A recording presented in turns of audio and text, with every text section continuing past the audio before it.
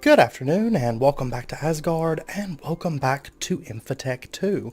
So, I have been quite busy since last episode. You'll notice immediately I went ahead and started setting up our carrot area.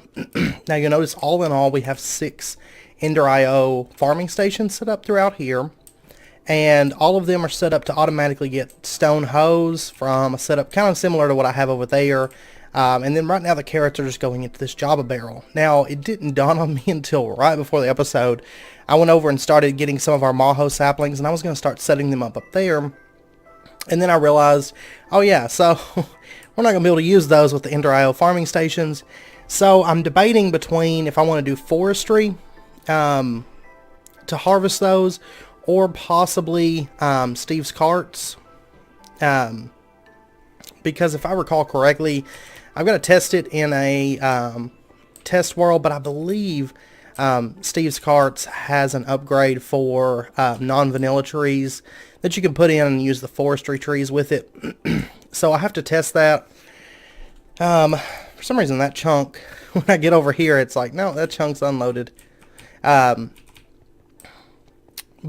I don't know. I just have to see if I want to do that. And up here, right now I have a dimensional transceiver. Now this is probably going to be a temporary thing, because once I have the actual power setup going, I think we'll probably plug all this into the power setup, maybe. I don't know. I may run this bottom floor just off the dimensional transceiver. So we'll see.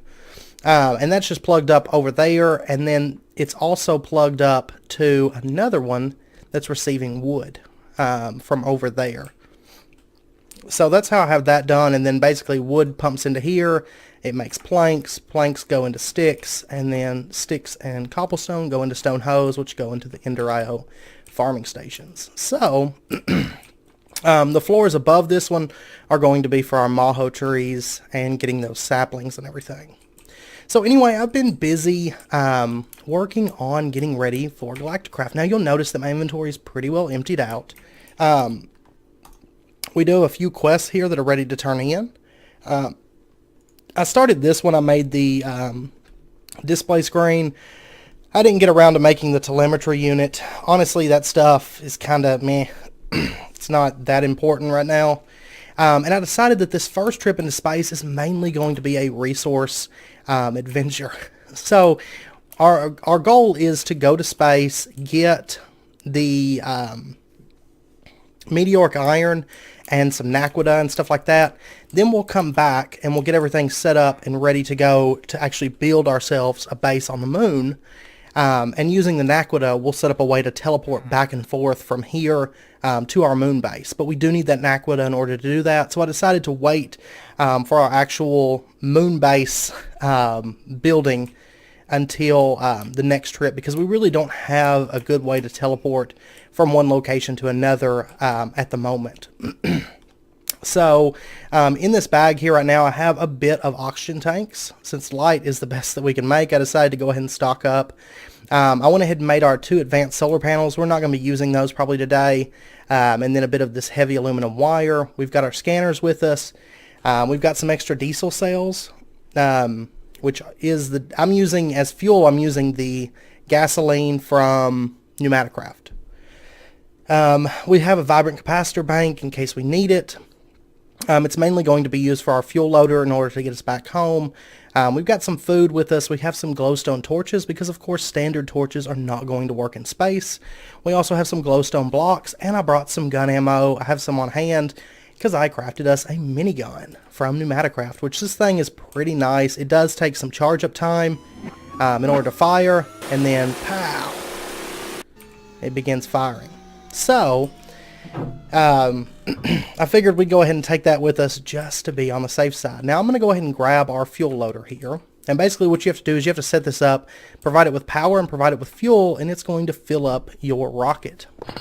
So let's go ahead and snag that. We'll throw it in our bag here. And now the last thing I want to do before we take off is I want to turn in this quest. Whoops. There we go, and we're going to manual submit a clipboard, which, by the way, the clipboard, if you're not familiar with it, is a very, very nice tool, because you can make like for example, a to-do checklist or something like that. And then what you can do is you can go down here and say, go to space. And once you do that, you can click it and say, I did that. It's very, very nice. I do use this in some of my series for keeping track of what I'm working on, things like that. I honestly, for some reason, when I was doing this series, I totally didn't realize, for some reason, I knew Bibliocraft was in here, but I didn't think about the clipboard being in here for some strange reason. But there was a quest for that with our quest book to get ourselves a pre-flight checklist. So let's go ahead and get that. And we'll open it up and see what's in here.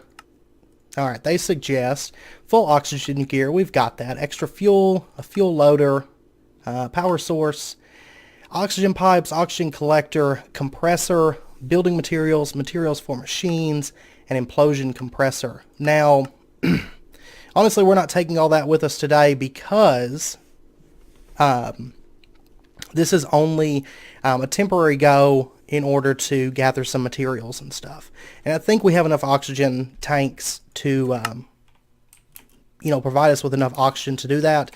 I will probably, no, I don't really need it. Because if you're new to going into space, I do suggest you bring that. But next episode, we will probably be building a base in space, and I'll show you how to do that. So we will bring more things with us, but today I mainly just want to get there and get, like I said, meteoric iron and naquadah. Now, once we're in the rocket, we can hit numpad 3 is where I have it set at right now, and we can say that the rocket is 100% full of fuel, and we can't see any inventory spaces because I didn't put any inventory storage onto this rocket, but if you did, you'll have another big chunk of inventory where you can put items in and everything. But I'd say that we are all set and ready, so let's go ahead and launch. So if we hit spacebar, it's going to start up the launch sequence. And here we go. 10, 9, 8, 7, 6, 5, 4, 3, 2, 1, and blast off. So here we go. Now you'll notice that it broke our rocket pad, our launch pad. That's because it actually takes the launch pad with you. So you don't actually have to make a separate one of those. You're going to have your rocket and you're going to have your launch pad once you land on your destination. So that's not something that we have to worry about making extra of. And if you want to see inside the rocket, this is what it looks like. So just a heads up on that. But like I said, we'll cover next episode more of the stuff that if you wanted to go to the moon and stay on the moon, how to do that. The only reason I'm not doing that is because I feel like it would be easier to do everything that we're going to, like all the resource gathering initially, the meteoric iron, the naquadah, come back, craft everything up, and then head back instead of having to, figure out, because it's a little bit different with Greg Tech. You guys might be more familiar with what you should bring, but I think that this will be perfectly fine. So the way we get to the moon is we're going to click on Overworld, and we're going to click it again to zoom in, and that's how we see the moon here. So we'll click on that, and then it says the moon is tier 1. That means that's the initial place that you're wanting to go. You may have seen Mars and asteroids on there. However, you're not going to be able to fly there immediately. We're going to have to actually work our way up. So let's go on to the moon. Alright, and we are now on an approach to the moon. You'll notice that we're in a space lander right now. You want to kind of hold space and get your velocity down because you want to keep it around negative 10 meters per second. Because if you hit too hard when you get onto the moon, you are going to explode. So it's not ideal at all. And it looks like we're landing on the moon during the day, which is great. We'll go ahead and shift to get out of there, and then you can right click on the lander and get your items out. Also, if you have additional inventory space, you can find your items there. But anyway, let's go ahead and mark right here is the lander, which we won't really need to come back to that. And right up there you'll see Earth, which it has kind of a weird graphic for some reason. I'm assuming because it's nighttime up there right now. And you'll notice that the moon is very kind of almost eerie looking. Oh wow, I already see Origin, which is weird because normally when you come to the moon, you're not going to see much in the way of ores when you first land. Now on the bottom right, you'll see my oxygen meters. Oh, we got tetrahedrite right here. And we've got stibnite. Alright, I'm going to go ahead and mark it as tetrastib. I think there's something else that actually goes into those veins, but I can't recall what it is. And let's continue exploring. We may have to go deeper for the meteoric iron. I'm not sure. See, normally you would have like these little fallen meteors, and a lot of times they are super rare to come across. But you would find those just down here on the moon's surface where they crashed into the moon. We got lignite coal, and you'll also notice that gravity is a lot lighter on the moon. And coal.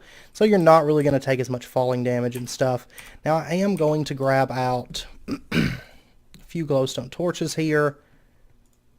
And we'll take a look and see what we can find. We got 10 there. And we got a zombie. Haha. Alright. And you'll notice these glowstone torches aren't nearly as bright as standard torches. And that is intentional. So, there's nothing you can do about that. They're going to be darker, or it's going to be darker on the moon once you start getting underground. We have a lot of tin around here. And let's see. Oh, we do have our scanner, so I should probably grab that.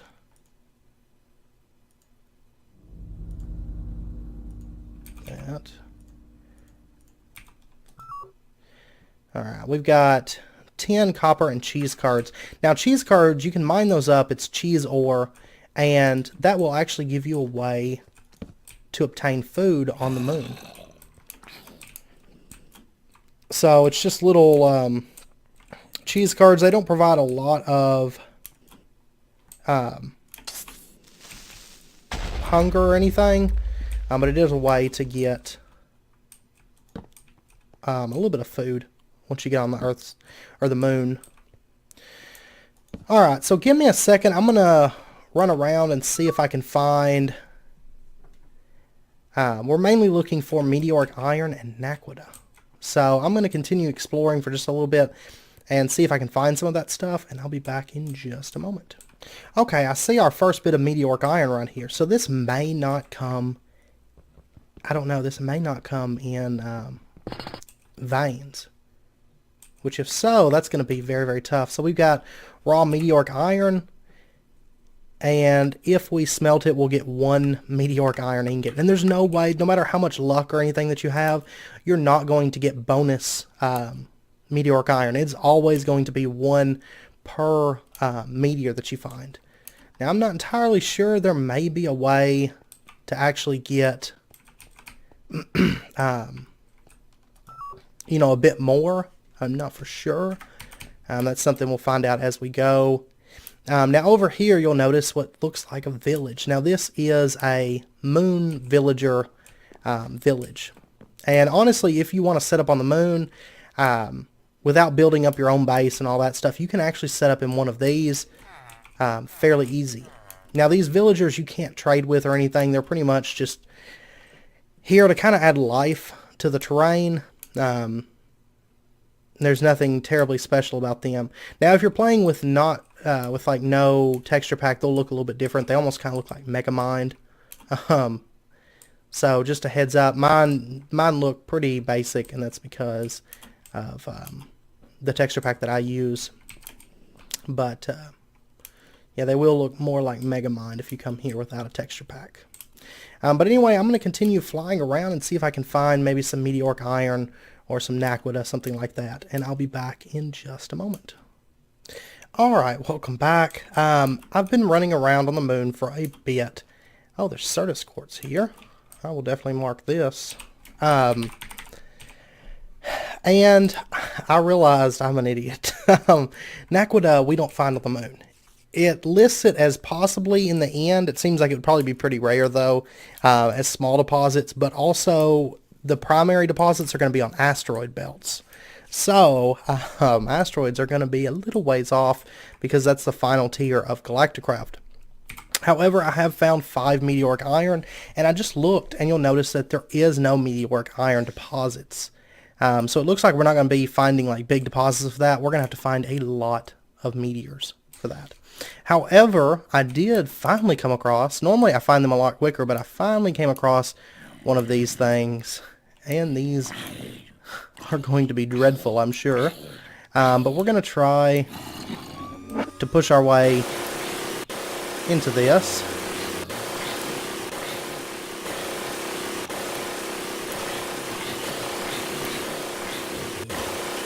And we will get in here. Oh my gosh. I don't even think it's worth breaking those at this point. Alright, so up in this first chest, we've got some hearty breakfast. We got some diamond horse armor we'll definitely take. Supreme pizza, manganese, red garnet, iron, silver, bronze. Holy water. May the holy planks be with you. Well, okay. We will take the holy water. Don't mind if I do. And actually, really quickly, let me go ahead and switch out another one of these oxygen tanks. You do kind of want to keep an eye on these. Now, it's going to run down one before it runs down the other. So just whenever the first one runs out, whenever you get a chance, I would suggest that you go ahead and switch those out. Now, you'll notice it's kind of dark in here. There's torches on the wall, but of course those torches don't actually do anything. And you got to watch out because the skeletons dual wield bows on the moon. That's how skeletons on the moon roll. Alright. And we shall push on. We've got purple drink, tin, copper, lead. We've got a 13 and a 18. 418. Oh yeah, 13 and a cat. There we go. A donation station. Okay. Let's throw some of this stuff into there. None of it, like, even stacks. Okay. That's fine. That's fine. And we'll take these music discs with us. Our inventory's already getting terrible. I should have made more bags, I think. That's okay. We've got plenty of space because I don't need these things. And I can always throw down some of that stuff because certain things aren't quite as important to us going through here. Oh, great. We have a creeper area. Now, you'll notice those zombies moved fairly quickly. But, of course, this minigun, and I apologize about the noise. I might turn that down in a second. What do you guys think?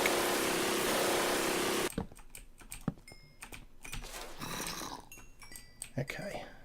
Okay, I turned that down just a little bit. So we've got some iridium. We've got chrome, steel, tin, copper, olivine. I'm going to leave most of the stuff, I think. So we don't really need half this stuff. Hey. You notice their arrows actually fly fairly quickly.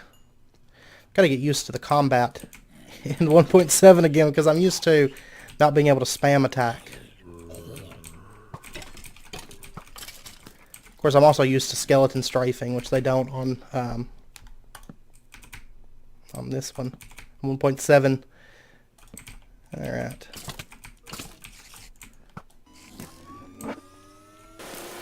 Haha. See, their arrows, any arrows that you fire on the moon are going to fly very slowly. However, stuff like the minigun isn't affected by that. So I do suggest you bring something like that with you. Or the Thaumcraft wand stuff is very useful as well. Okay. Now this place, oh man, I was afraid this would happen. This has happened on my Crackpack series. Every time I go to a dungeon, this always happens on the first one. And what it is, basically there's supposed to be a boss right in here. But the boss doesn't spawn and we just end up with this chest that we can't do anything with because we need a boss key in order to be able to do anything with that. So, this dungeon is in fact a dud. A dud dungeon. So I'll be back. I'm going to try to find us another dungeon around in here. And we'll try to actually get a boss key and take on the boss and everything.